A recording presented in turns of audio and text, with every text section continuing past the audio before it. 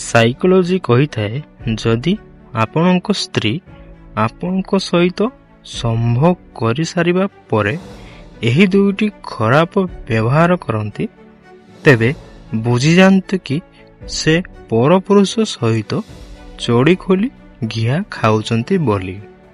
ପ୍ରଥମତଃ ହେଉଛି ସମ୍ଭୋଗ କରିସାରିବା ପରେ ଆପଣଙ୍କୁ ଇଜ୍ଜତ ଦେବେ ନାହିଁ। ଦ୍ୱିତୀୟରେ ଆପଣଙ୍କ ପାଖରେ ଆପଣଙ୍କ ଠାରୁ ଅନ୍ୟ କେଉଁ ପୁରୁଷର ଅଧିକ ପ୍ରଶଂସା କରିବେ।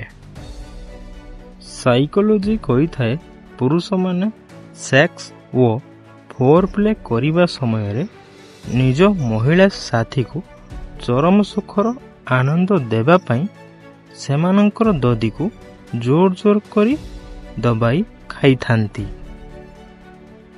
ସାଇକୋଲୋଜି କହିଥାଏ 27ରୁ 45 ବର୍ଷର ମହିଳାମାନେ କୁଆଁରୀ ବା ଅଧିକ ବୟସର ମହିଳାମାନଙ୍କ ତୁଳନାରେ ଅଧିକ ଘିଆ ଖାଇବାର ଇଚ୍ଛା ମନେ ମନେ କଳ୍ପନା କରିଥାନ୍ତି।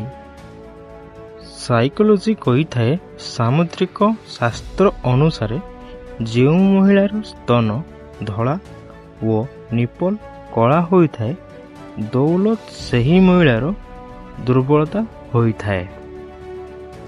ସାଇକୋଲୋଜି କହିଥାଏ ଏମିତି ମହିଳାକୁ ନିଜ ଜୀବନରୁ ତୁରନ୍ତ ବାହାର କରିଦେବା ଉଚିତ ଯେଉଁ ମହିଳା ଆପଣଙ୍କ ସାମ୍ନାରେ ଆପଣଙ୍କ ଶତ୍ରୁର ପ୍ରଶଂସା କରିଥାଏ।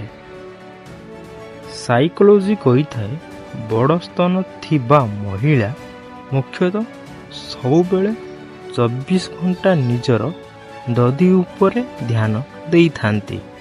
ସେମାନେ ଦଦିକୁ ବଡ଼ କରିବା ସହିତ ଅଧିକ ଆକର୍ଷଣୀୟ ଓ ଚିକ୍ଣିଆ କରି ରଖିଥାନ୍ତି। ସେମାନେ ଏହା ଭାବିଥାନ୍ତି ପୁରୁଷମାନେ ଆକର୍ଷିତ ହୋଇ ତାଙ୍କ ସହିତ ସମ୍ପର୍କ ବନାନ୍ତୁ। ସାଇକୋଲୋଜି କହିଥାଏ କଷ୍ଟ ମଣିଷକୁ ବଦଳାଇ ଦେଇଥାଏ, ଅନ୍ୟ ଉପରେ ଭରସା ନ କରିବା ଶିଖାଇ ଦେଇଥାଏ, ଓଭର ଥିଙ୍କର ବନାଇ ଦେଇଥାଏ ଓ ଫାଲତୁ ଲୋକମାନଙ୍କୁ ନିଜ ଜୀବନରୁ ବାହାର କରି ଦେଇଥାଏ। ସାଇକୋଲୋଜି କହିଥାଏ ଘରଠାରୁ ଦୂରକୁ ଯାଇ ରୋଜଗାର କରୁଥିବା ପୁଅମାନେ ନିଜ ପାଇଁ କେବେ ବି ବଞ୍ଚି ନଥାନ୍ତି, କାରଣ ତାଙ୍କ ପାଇଁ ତାଙ୍କ ନିଜ ପରିବାରର ଦାୟିତ୍ୱ ଅଧିକ ମହତ୍ତ୍ୱ ରଖିଥାଏ। ସାଇକୋଲୋଜି କହିଥାଏ ଯଦି କେହି ଆପଣଙ୍କୁ ମଉକା ଦେଉଛନ୍ତି ତେବେ ତାଙ୍କୁ ଧୋକା ଦିଅନ୍ତୁ ନାହିଁ।